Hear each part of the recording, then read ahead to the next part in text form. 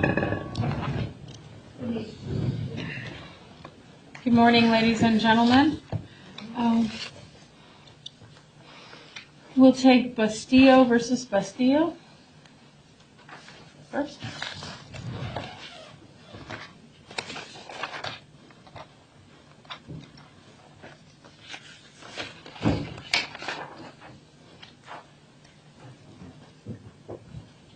You can have, you can have a seat, and as soon as she gets seated, you can proceed, sir, okay?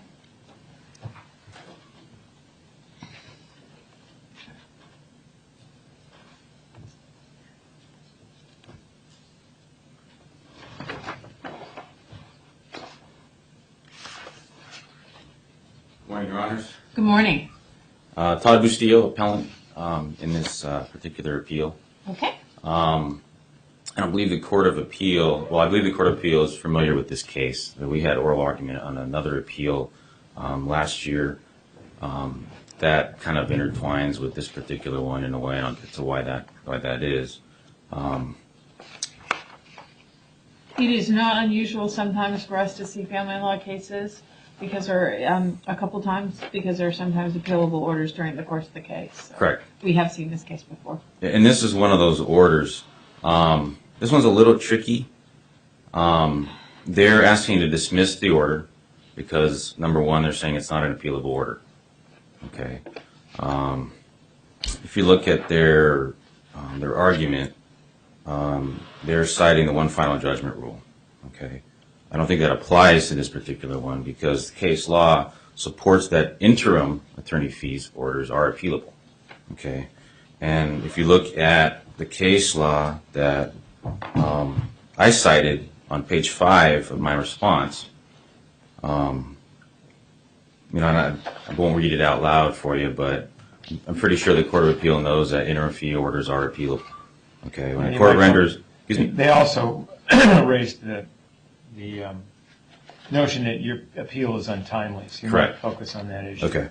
So as far as timeliness, they're saying that since if the order was appealable, that's their second argument, then it wasn't filed timely.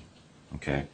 Well, I'm saying it wasn't appealable at the time the order was made because if you read the minute order, and you can appeal directly from a minute order on an interim fee order as long as there's no further judicial determination left to be made. If you read the minute order, it stated that there was. Okay, so that's not an appealable minute order at the time it was made. So the question becomes, when do you appeal that interim fee order? Okay, and there's a lot of issues that play into this. Number one, the appeal. Okay, number two, tried issues. Okay, there was a trial set for about 2 months after this order was made, and this order was made specifically for that trial. Okay. Because everything else was stayed because of their pending appeal. And if you recall, they appealed the denial of their set-aside motion. They wanted to set aside judgment number 1. Okay, so we have about 3 judgments in this case so far. Judgment number 1 had to do with the division of assets and debts, spousal support, and additional issues, including, guess what, attorney's fees. Okay, those issues were dealt with. They moved to set that aside. It was denied. They filed an appeal about a month before this hearing took place on attorney's fees, interim attorney's fees. The judge made it very clear that these fees were not for any issues affected by their appeal. Okay, makes sense because that stuff gets stayed under CCCP 916, right? So the issues that were not affected by the appeal were tried. Okay, at one specific trial, okay, where these fees applied to. Okay, now remember, the interim order, the minute order was not an appealable order at that time. Okay, which means that which precludes an appeal at that time, which means you have to file the appeal. Now, say that. Why do you think it was not an appealable order? Because let me get the case law here. If you look at page 5 of my my response, I'll read it when a court renders an interlocutory order collateral to the main issue, dispositive of the rights of the parties in relation to the collateral matter, the directing payment of money or performance of an act, direct appeal may be taken. Okay? Such a determination is substantially the same as a final judgment in an independent proceeding. Thus, direct appeal lies from a pendente litia attorney fee order when there is nothing remains for judicial determination except the issue of compliance or noncompliance with its terms. And the case law is Askew versus Askew, Kinoshita versus Horio. Again, the court made it clear that the order was subject to further determination at the time of trial. Okay? Further determination on the amount of the attorney's fees? Correct. Okay. Well, it's in the record. Yeah, no, this attorney fee award was to balance the playing field. It's Right. under 2030, 2032. When the court in its minute order said that it might consider attorney fees later on in the action, that just means that the trial court would have considered continuing the efforts to make sure that both sides were equally represented and had the same sort of resources to hire counsel. It didn't mean that it was going to order the respondent here to return the money that it had just entered an order requiring you to pay attorney's fees. I mean, that order is finished. The trial court ordered you to pay $5,000 to the respondent in increments, and there's nothing more to be decided. I mean, well, why couldn't you appeal that?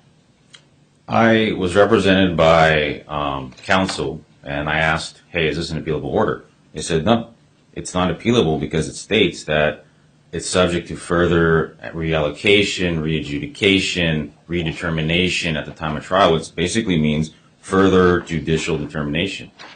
Okay? Correct me if I'm wrong about that, and I asked my attorney on their appeal, Brian Salin, he said the same thing. In fact, I showed him the minute order in this very courtroom last year on oral argument. He says, you can't appeal that. It's not an appealable order. You have to wait until after the trial on those issues. Okay? It's a interlocutory judgment. Okay? So I run the risk. File the appeal at the minute order. Court of Appeal says, no, it's not appealable because the case law says that you've got more judicial determination on the issue. You know, if you look at the record, it's very clear that the judge made that order applicable to just one issue at trial, okay, subject to further determination at the time of that trial. Okay, that trial's been concluded. You have a subsequent judgment. What's the operative order? My position is that the minute order is not the operative order. It was very clear to me, seeking legal advice from counsel, even the court itself. Did you file a declaration in your opposition? I don't recall. A declaration? The opposition Yes. to this motion? Okay. Yes. And in your declaration, did you mention that the lawyer that was representing you at the time advised you it was not an appealable order? The declaration in opposition to this set aside? This motion to dismiss. The motion here, we're deciding now. A declaration, I just wrote my response to their So you didn't file a declaration? motion. No, I didn't file one. Okay. Is that something I can follow up on? I wasn't Not sure now, I but needed you to could file one. have. You could have filed a declaration. Counsel filed a declaration in the motion to dismiss. But is it even relevant to have a declaration where it states that, I've Well, it would have Brian been Salin, and he said, Yeah, it would have been relevant on the issue of sanctions. If you're right on the legal issue, then we don't get to that issue. But if you're wrong on the legal issue, then in determining whether there's sanctions, that might have been a defense. But it's not now. So, no, I hear it. but that still leaves intact your argument that this is an interim order. Correct. And I believe it is appealable. I filed the order after judgment and took the appeal from the order after judgment. They're saying it took too long. Well, I waited until after disposal of their appeal. I literally filed the order 2 weeks after remittiture on their appeal. If the Court of Appeal had reversed, that would have put us all back to square one, including attorney's fees. So I ran the risk of having that appeal dismissed within that time frame. So when they filed their appeal to when remittiture was issued. So I filed the order after a remittiture was issued and took the appeal from that order. So procedurally, I think I did the right thing. I don't know of any other way I could have done it. I could have taken the appeal from the minute order, but that wasn't the right thing to do. The case law doesn't support it. Legal advice that I received didn't support it. I asked multiple attorneys. They said, no. Okay, well, it makes sense. I started reading the case law. I'm like, okay, now I get it. Okay, it makes sense to not have appealed from that minute order. So the question becomes, when do you appeal? They're saying at the end of the case. Well, the case is still ongoing. There is no end to this case. It's been going on for 6 years. They've filed so much stuff against me. The motion to set aside, additional motions for everything under the sun. Okay? But just getting back to this one issue, my position is that the minute order was not appealable. The case law supports it. Timeliness is, the next issue that is addressed. When you have an order that was signed by the judge, that's an order after hearing, an order after judgment, you take an appeal against that order. Okay, subsequent to the judgment that was filed in October of that year. Okay. I mean, let me know if I'm wrong. How else could I have done it besides appealing for the minute order, which was obviously not something I could do, and I would have ran the risk of dismissing it, because their argument would be that, well, it was further determination. They agreed. And if you look at their pleading, they said that it was subject to further determination. We both agreed on the issue. If you read their motion,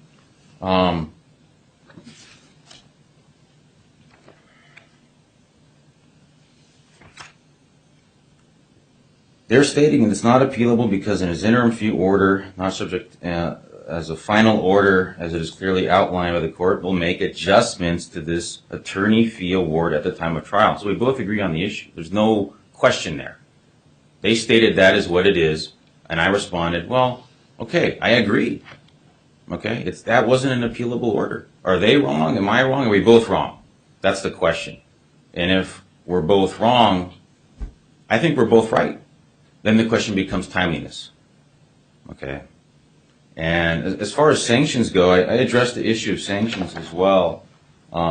In my, they're stating that the appeal was frivolous. They're stating that the appeal was brought to harass.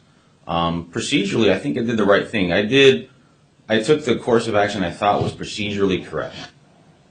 Okay. Barring some other thing. I mean, I did what I could. There's a lot of issues going on. There was a pending appeal at the time that, should the Court of Appeal reverse on the issue, would have brought us back to square one. It just, complicated things. They're stating that I misled the Court of Appeal. It's all black and white. I mean, I'm not misleading you guys, Your Honors. I did what I thought was procedurally correct. That's a mistake, you guys, that lawyers make all the time, and they don't catch themselves. So you caught yourself. You were very well prepared. Yeah, I mean, I am trying. Like I said, we both agree that the minute order is not appealable. They made the argument.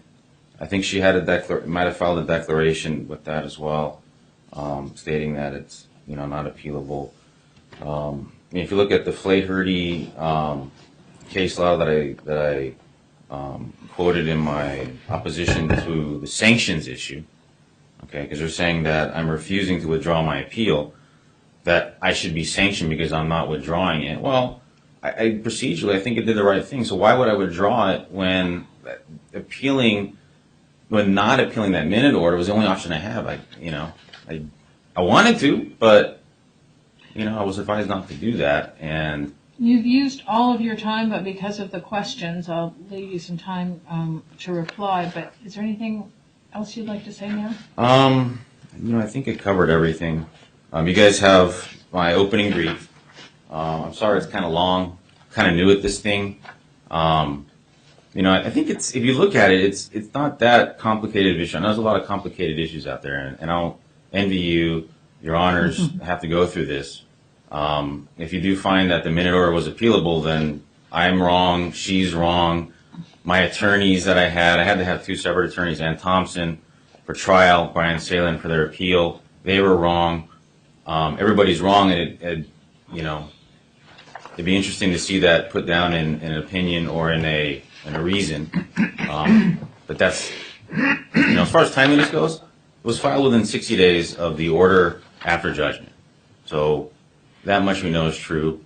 The question is, what is the operative order? I think that's what the actual question is. Okay. Okay, and that's pretty much all I have. Okay.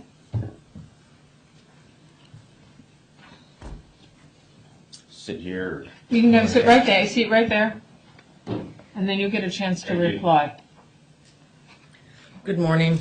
Karen Rhyne of Michel and Rhyne for Respondent. The fatal flaw to Appellant's argument is if the minute order is not appealable, because it is not. Appellant uses the word interim order. What he omits, and is nowhere in his brief, subject to reallocation. It was subject to final determination, and the court made that very clear in its ruling. If the minute order is not appealable, neither is the order after hearing, because it's the identical language. So you either have a non-appealable order that Appellant just admitted was non-appealable. The minute order is not appealable. It's not a final determination. We are unfortunately still in trial. We will not finish in 2014. We may not finish in 2015. If that minute order, because of the language, further order of the court, is not appealable, the order after hearing is identical. It's our opinion that the minute order was a standalone document and was appealable.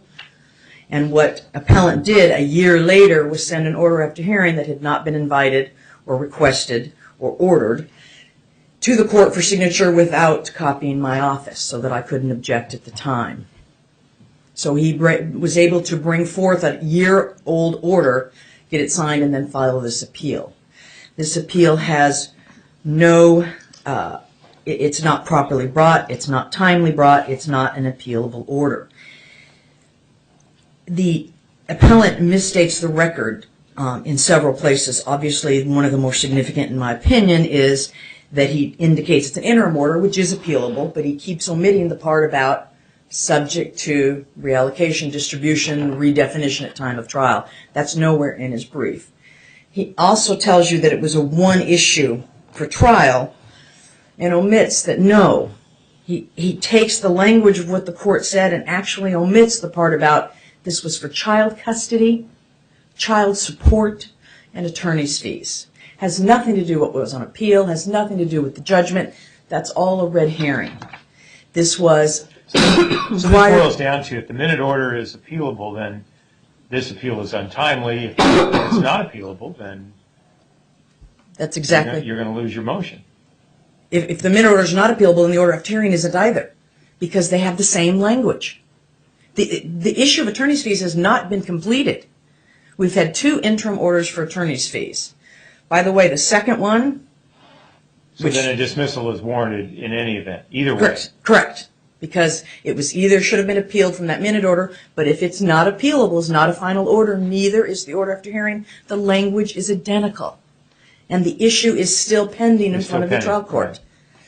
And the appellant knew that because, first of all, the trial court told him, this isn't a final issue, you can't be appealing it, and as request to stay the hearing, improper purpose, delay, harassment. That's for the sanctions. And he knew it wasn't appealable because the other attorney fee order, exactly identical to this, he took a writ. Because that is the proper procedure. And he did. He took a writ. And then he filed the appeal. So we know objectively that the trial court explained to the gentleman in length, this is not an appealable issue. We're not done. And that he knew that himself because he filed a writ on the exact same issue. Isn't it one possibility that he looked at the denial of the writ as, oh, maybe they denied it because I have an adequate remedy at law in the form of an appeal? I don't believe so, Your Honor. Again, but that's one interpretation. You don't really know what was going on in his mind, right? No, but he's appealing a $5,000 attorney fee order that isn't final. I'm with you. I understand. And it cost, without my costs, the defense of this, without today's hearing, was $4,500. I understand. I get it, but you just said it's obvious that the appeal was taken in bad faith because he knew he was supposed to file a writ because he previously filed a writ and the writ was denied. Correct. I'm saying Maybe he interpreted from the denial of that writ that what he should do is file an appeal. Well, except that in the writ, he has authority that a writ is the proper procedure.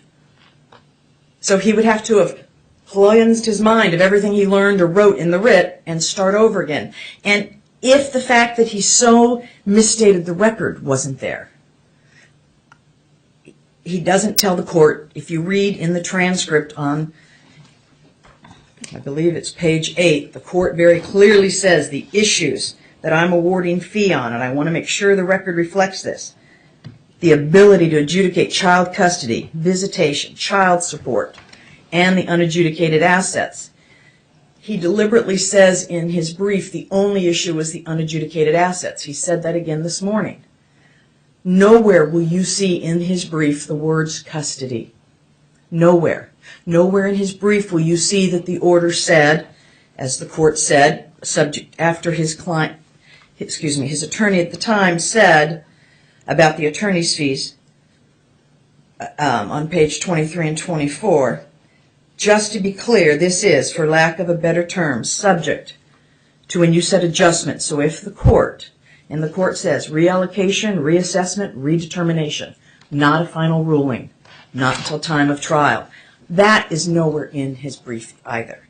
And it's those deliberate misstatements of fact, along with being informed by the trial court, along with having filed a writ, all rise to the level of sanctions. I think that both objectively and subjectively the tests have been met, that it was clearly not properly brought. It's a $5,000 issue that's going to be redetermined. We've spent, between the time the appellate court spent, the time the parties have spent, the time my clients incurred the fees, 10, 20, 30,000 on the issue, and we still have to rule on it at the time. It was intended to delay the proceedings because the appellant kept telling the trial court, you can't go forward now because I have this appeal. Luckily, the trial court said an interim order, and that's again when he explained to him why it wasn't a proper appeal and it didn't affect what he was doing. So we were able to go forward. And I understand that the reluctance to sanction pro pers, but I would remind the court in, and I know I'm going to mispronounce this, I apologize, Kabbe, K-A-B-B-E, versus Miller, it says that it's not appropriate to hold a pro per appellant to the standard of a reasonable attorney unless and until that appellant becomes a persistent litigant. This is the second appeal and a writ's been filed. The first appeal was dismissed and it was the same sort of thing. Well, he won one. He won one of the appeals. Correct. The set aside, that's a totally different issue. But he appealed. He didn't cross appeal in the set aside. He then brought a motion to correct a clerical error. My point is that when you're going to cite persistent litigation, he won one of the cases that he was litigating. So, but he was responded you at can't that time. include that. He was responded at the time. The spousal support appeal. He won below, and then he was a respondent and won on appeal. He was respondent and won on appeal, and then he brought a appeal that the trial court again told him wasn't correctly brought because the only issue done in the order was to correct a clerical error. And he brought the appeal anyways. This court dismissed it and denied my request for sanctions at that time. Yeah, we're familiar with that. And then he brought the writ, and then he brought this appeal. The writ was on the exact same issue, in fact, even the exact same dollar amount, $5,000 interim fee award, subject to reallocation if and when we ever finish our trial. I filed a declaration in regards to all the litigation and all the documents filed by the appellant to date.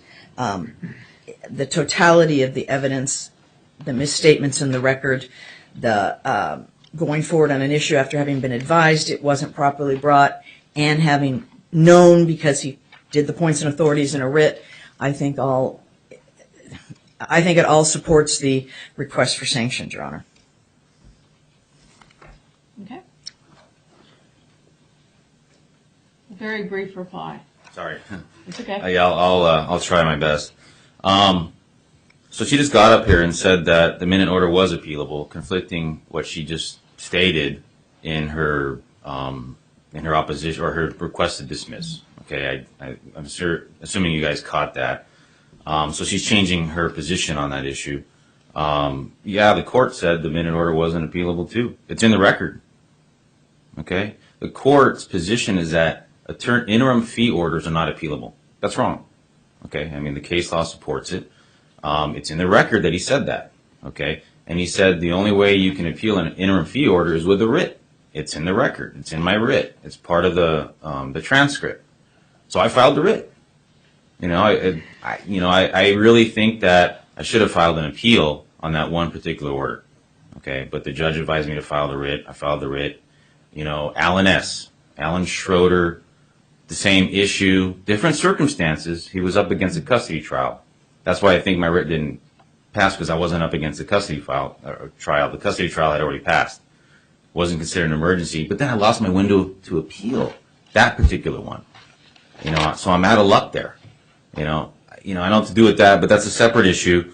They're saying I didn't copy their office in the order. That's not true, because if you look at the record, if you look at what I filed, it does show that I attempted to do that, and the judge signed off on it. He approved the order. Okay. They're saying that this is a trial. No, this is multiple trials. There's been 3 judgments. There's going to be 5 judgments, because the court keeps bifurcating issues because of the appeal that they filed last year or the year before that was heard last year. He had to handle certain issues that weren't affected by that appeal or that didn't affect that appeal and create judgments out of it. This is being filed as an order after a judgment number 3. Okay, we're in a new trial on those issues that weren't affected by their appeal that will end in probably a judgment number 4, and then another judgment on additional issues after that. Again, you need to focus on the sanctions issue and whether this was an appealable order. As far as what they just said about the minute order being appealable, that's not what they said in their opposition. So that has to be dismissed just because of that. I mean, they're changing course here. They're saying it wasn't appealable. I replied back and said, well, it was. Now they're saying it You're starting to repeat yourself. Doesn't. We get Sorry. the fact. We get the fact that they're inconsistent positions. I think we're pretty familiar with the issues. Okay, so as far as sanctions go, they're saying that this impacted me greatly. I don't have counsel. I can't afford counsel. Okay, they want to sanction me because I don't know what it is, but they've been dragging this thing on for so long. They've been repeatedly attacking the judgment. They say persistent litigation. We had a judgment on assets and debts and spousal support, attorney's fees. There was 80% of the case was done in 2011. There were the issues of child custody and child support were the only issues left. They went back and tried to undo everything. Okay, persistent litigation. They filed the motion against me last week. I got to go back to court again in January, and we got a trial in March. The court ordered the law office of Michel and Rhyne and their client to not file any more motions against me. The last court hearing. The sanctions are limited to whether this is a frivolous appeal. We're not here to kind of globally determine whether who's the bad guy and who's the good guy in this litigation. As far as sanctions go, then, if you look at what they're accusing me of doing, it's not a frivolous issue. I mean, interim fee orders are appealable. I mean, it is what it is. It's just the question is when do you take the appeal? And I don't think my position that the minute order is not appealable, which they shared, and all of a sudden now they're reversing it. I don't think that constitutes being a frivolous appeal. And in timeliness, if it's minute order is not appealable, the question becomes when do you file it? I filed it when I thought it had to be filed. Okay. Does that make it a frivolous appeal? No. The sum and substance of that appeal is not frivolous. Okay. Okay. We're going to take the matter under submission, and you'll be notified by mail. Thank you, Your Honors. Okay. The matter is submitted. Swanson's versus Marengo Unified School District.